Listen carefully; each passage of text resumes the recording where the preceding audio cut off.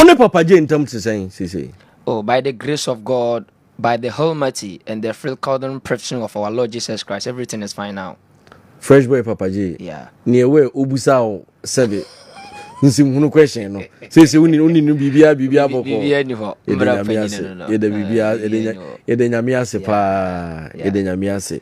Oh yeah dear so osunya mi nhira wo. Oh. Sansa ne be no wantwam anja. Oh you support me and I love it. Atadwe na mpone ti say mo bibia boko de awrade adon se bibia da form bibia boko kama na wo se wotin nyumi ma hu sa woto wo no wo sere awon nwene ya ne we abense ne wo kan wutiri wo se nyum ne da se yo won jon he de me no meka ne se ma timu de kora ma bere wa timu de pa wo kora me se na wo bonjo no kora me antenche ne ma tenjo ne mu de sen no a chene wo se na wo men kan da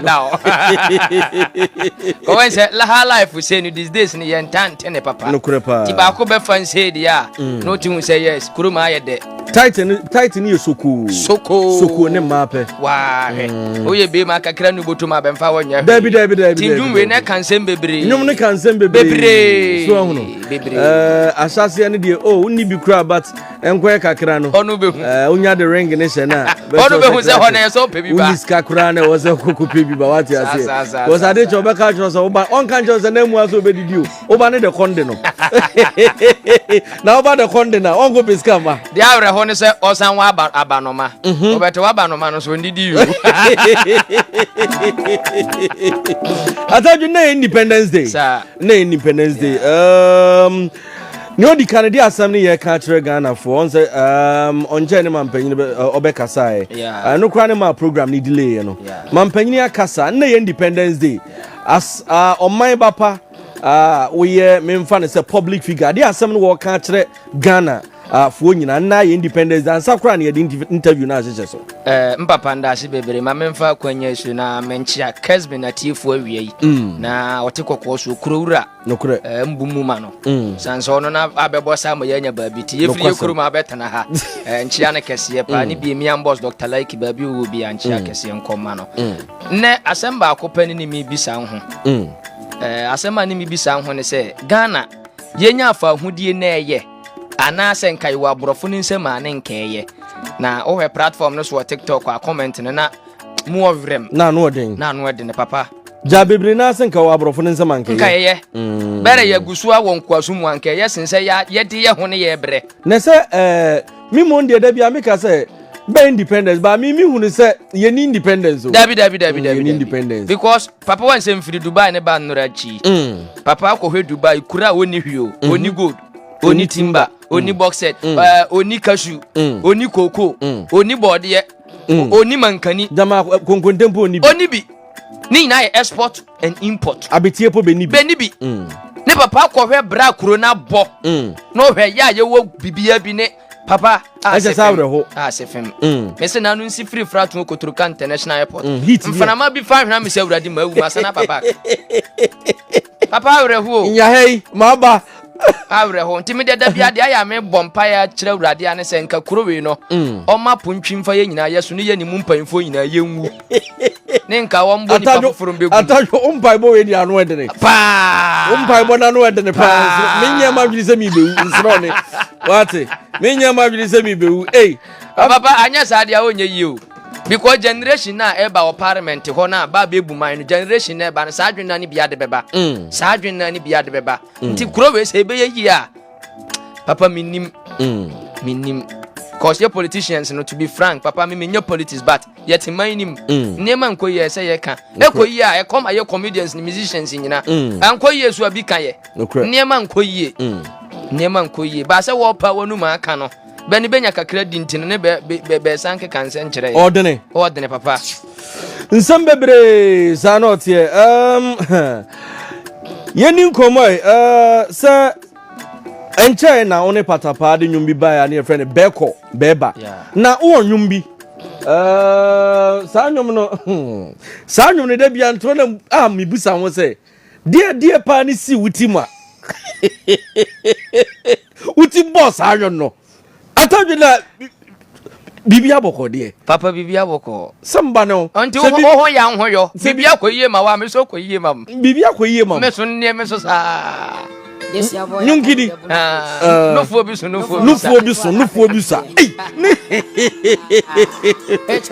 Come on, man. Come on. Come on. Nufu no.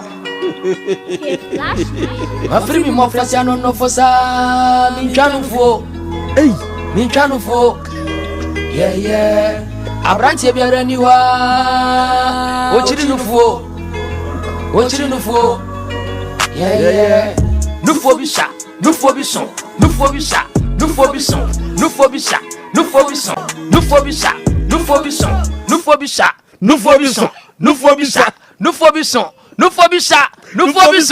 So mainu beye ya efri nufu.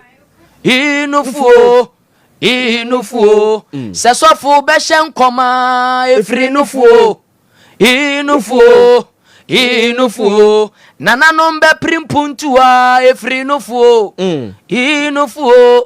Inufu. Mile sakwane nene yirbeda tenida efri nufu. Inufu.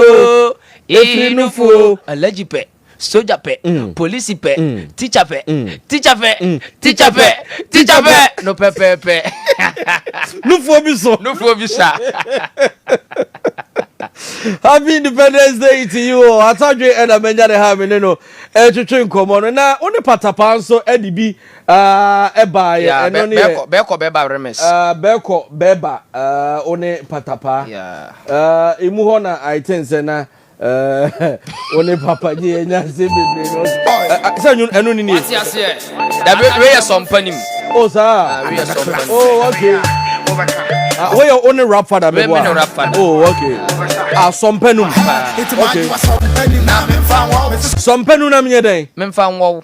Eno ne kire san some penum na me mfa nwo me ntia. Why say we na Politic can't saying. Den. Politic can't saying. Tinya yen chirim Politic can't. No.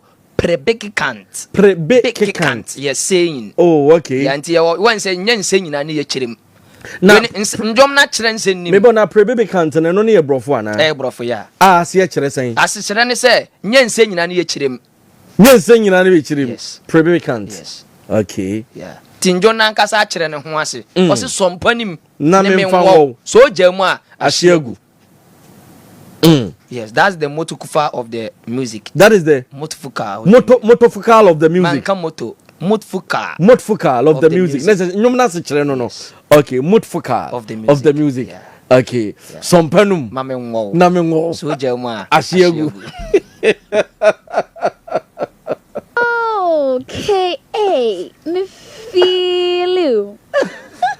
Okay, hello, Atadwe na brand new one out there bani Love Me. Odo Ayowa. And I Love Me. Oh, okay. Yeah. Odo Ayowa.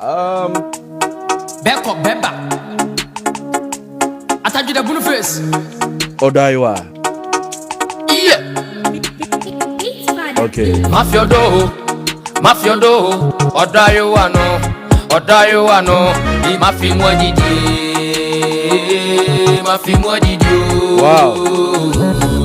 Mafiodo. Me. If you don't love me, go away. Umpemia. Ko. Umpema someone. Ko. You love me. I love you. You hate me. I hate you. Wow. 2024 sani ye kono. No time for fucking purpose in life.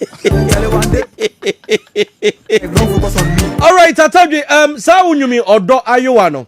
Adwen be na onya on the trust and because sa nyum na me tie no timi say eno ne danso chen onyum a wato nyina Odo Ayowa mami tie o nyanjo no must be 2 years in here and then njo nate o se bibia wo ne mre se ne o se nkafo kan ye no na inspiration when say woni pa bibia te se nte Ghana yi na bia nyame ado ne ma nya ndofo bi no wa kopia buruchire bia ndo ne pa o mefe no fe na mafe no nya bibia o Ayowa no mu adidie no Odo Ayowa no mu adidie no oja no ho akọ no mintimi nkofa bidie ndidim nti ono ne de na ne mefe na sa Ayowa de se Ayowa wo fi a odo kwa wonfa nko ode beko ode apotoyo ne beko abruchi na oja ne ha na ne se nka wankokora nke ye ode ni nyina beko e ka nipadua ne ho na just ayewa be na okay ayewa na American ewo nipadua mu enya ayewa ye twimu makodidi just like that aha nti afei na wo kire nipadua mu ayewa na meka ho asem na nipadua na ayewa wo papa sa ayewa no frimba ye no ni mfrimba ye apotoyewa me didi ayewa me nim se me fra ayewa mu ne ba fra ayewa sa ayewa na egum there are 2 meregebitas kinskes. There are 2 merebigas kinskes. 2 merebigas kinskes. Yes. Any sayo no. Yes. One any dear ye me fancy ye didi mu no. Etwi mu mako no. And 2 na nkasa no. 2 no nipadua. E wo nipadua ho. Ba ne be ma wo bia na. Ba nko an wo be ma ni. Ba nko an ne wo. Be ma de yeta. Be ma de ne yeta. Ena oba de ne ayewa. To otu kwan o de be ko. Yes, onja ne ha. Yeah.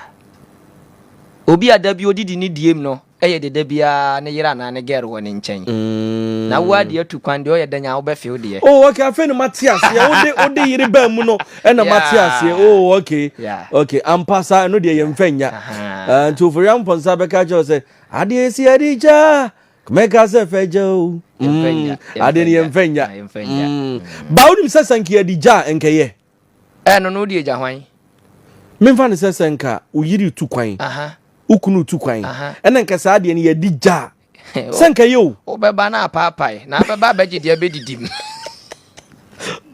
mentias se bede na pa se wo unim se ya wo yire dia papa ena basan so anka cheating be yeles papa unim se basan ka nipa cheating onu hu ne za ote wo nche nkora ne be didi no ni wo nche ne udi obeja faja ne kwe umra ne kwa ma ne na fufuo nyina ba ba atwi mama na aka se odi tu ma betipo ni tu atu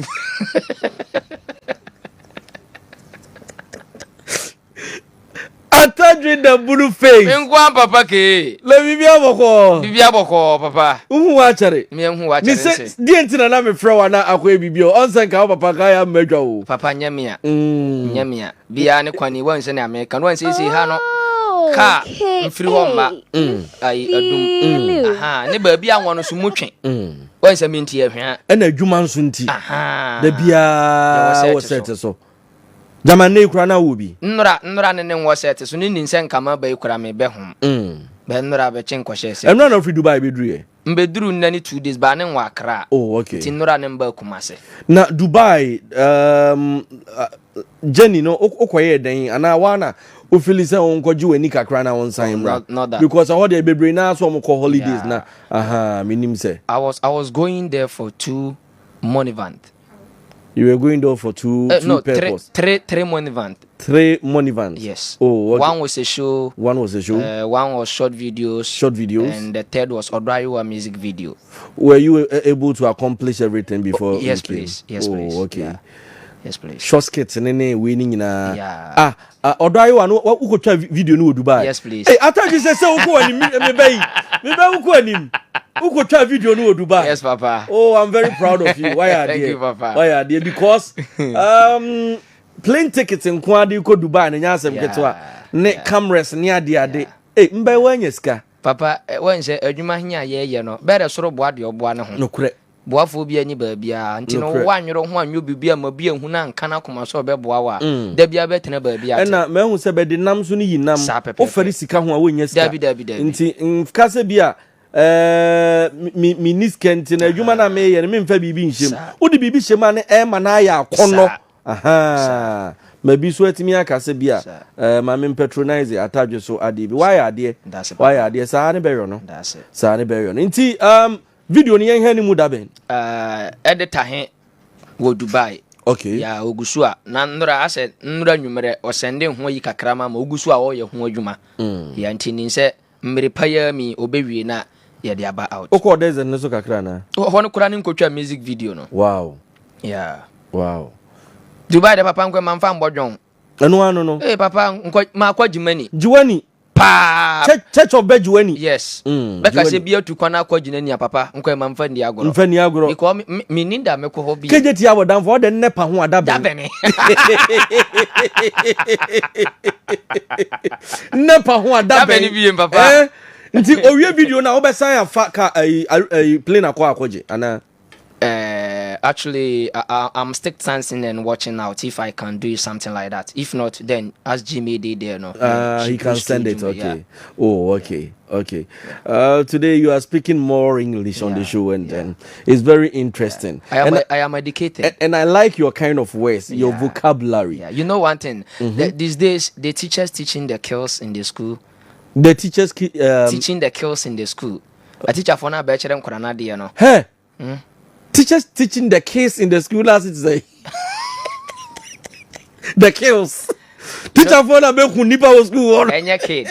Papa, enya kid. Enya kid, oh. Enya kid. That's okay. Oh, prof, oh, dear, baby. I'm say be a usia wa dear no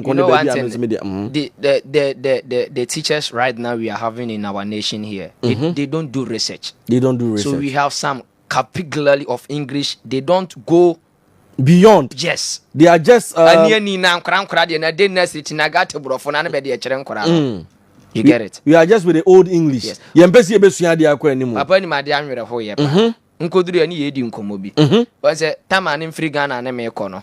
Won say ofro fright na be cha aduane ne ade. Na borofo na borofo no be kan mu ohalenti ne me nhye dante. Casbin FM. Ne Ghana ni bi te me nchene. To ya be ne be nya kan re say yes, ne ba bi sa me so me say yes. Hey. Na papa ndi yes nkoduru Dubai. Ni. Say aduane a won pe nyina where yes. Aduane a won pe nyina wo just yes. Papa. Wani mu se o aborofo no nyina sa be borofo no wo fom. So ahunu. Oh yes. Ko borofo de se be sua kwa chiri. Oh the yes. Yes, papa nkoduru ho chiri be 1 week. Oh, fa ho pa. Me ko so man fa duro. Udi be saying. Dubai. Di 2 weeks, I think 5 days. Oh, okay. Next time, if I say 3 weeks, I know. Yeah. Oh, okay. Yeah. Okay. Now, Atadwe, yenhwe ene Independence Day. Unuya checheku launch ni movie ewo SG more. Movie na uwo mana. Tama be trying to different location. Oh, okay. Anti-man kutwabi. Oh, okay. Na ene obeko. Oh, to be frank and honest, I'm rapping life. To be frank and honestly, I'm rapping life. You are rapping life. All the team, we are all rapping. The Otwabi, the one Trabi in a Kwakushia. Enti ene crew ni nyina mo be shia. We are all rapping life. Time ni here. By 5, no red carpet na sha ase. Oh, okay. So what you say? Na when say Premier le no bi beko ni biaba ni biako ni biaba ntu kita take tu wura no pia wo nwura biem wa wi de. Yes, nti satan ni superstars ni ya wa around person ni ntwa pictures a ya ho ye ndidi nkomo interviews ni ade bia ya wa around bibia beko so kama. Wow. Nti ene ye nyina ye nhwe ni mu se SG mo. Ye beko akwa ne asantimanim ani je ni nyina ya SG mo anwumre ji. Enye ba bia SG mo yeah. One Papa J ntam tsen sisi. Oh, by the grace of God, by the Almighty and the full cordon protection of our Lord Jesus Christ, everything is fine now. Fresh boy Papa J. Yeah. Near where obusa o sebe. Nsim hunu question no. Say uni no bibia boko. Bibia ni ho. Mbra panyin no. Ye da bibia ye da nyame ase pa. Ye da nyame ase. O ya de so. Osunya mi nhira wo. Oh. Sansa ase ne be no wantwam anja. Oh, you support me and I love it. Yeah, nye bia ne be yesa. On say I came from my Cravishlet. Yeah. For corporation. Yeah. I came from my Cravishlet for corporation. Yeah. Ndi wachia. Obe kamro fa benka. Ndi wachia bebe pam me ha. Ya ha ya ba be ka jere se kwadwo brofo na ne ba no wo kika ho no. Osori pe di nachi. But corporation for corporation so dia be. That's some kitu. Atadwe yenhwe na yemfa interview no yemfa say way forward for Atadwe music 2024. Ede na yen expect from Atadwe both movie music just where you na nkasa no. Ede na yen expecting for Atadwe ho. Papa ndase bebre. O say abrabo hia ye bo ne ye bokọ yanim. Ye mbọ nkọ yachi. Na ebra wo kọ wanim nyina so no wo nya adwena ye de kọ yanim. Na mo nya de ba yachi. Ti both acting as a comedian and also music, you know. They should watch out. Okay. Something different. Send me drop it. Or do you ya be ni aje ho say my something different in my music, you know. Yes, I'm telling them and I'm told them that they should quickly watch out. Okay. For different ones. Okay. If you don't love me, go away there. Emi say call Honey Boy Studio Hub 24 GH Manager ni Studio Hub. Okay. Say me call promote odayo. Na ono no Kumasi. Kumasi ya. Otem kwan no so Honey Boy. Honey Boy. Dear all recording no okita ba no. Kumasi ya. Kumasi ya. Da ko ya fa ne brem. Mate papa. Da ko fa ne brem. Mate. Nti ase nwie promotion ye record ni twa video ni we no. Nti hwa na me say 24. Nka say if you don't love me I know why you should go away. If you don't why na ye share na ye recording no. Na ye post to ni page or TikTok. Oh papa within week na dey now bought 5M. Wow. Millions. Na dia papa nija ni kan say abrofo no abrochirefo ne ba trend ya de no kora mo. Wow. Oh yes. Te akoba sana videos no abrofo ni nyina be de nyum ni ye bi. Abrofo nyina de njo na ye videos. Abrofo nyina de njo na ye videos. If you don't love me, go away.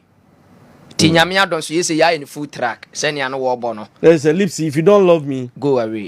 Yeah, they say so all the music platforms across the world, Atadwe Nation. Okay. Obo raba bia benya njom no. Odayo wa be ko be ba no fobi so asompanum. All my tracks. Obo bia obo boom pre Spotify, Amazon, Apple Music, Audio Mac. Bia ya twendwum bia no. Obo Atadwe Nation a ubenya menjum nyina ho. And they should expect something from me this year. Me drop her life EP. Wow. Yes. Her life EP. Yes. Then I think this one I have to feature your dad on it. Gidi. I was me papa. Yeah. So. Because I feel no my say men drop and John show say last year. Yes, I feel no me say maybe be on point. Yeah, so they should watch out. They say my drop your diary if you don't love me so okay. Say me next track I may drop a title ne one day. Be me yan drop in is say one day okay. Radio won't Ubi bedo. One day unsoma be yeah. Okay. Yeah, so everybody should watch out. Atadwe for real, Atadwe music. No. Atadwe the blue face. That's right. All right, let me say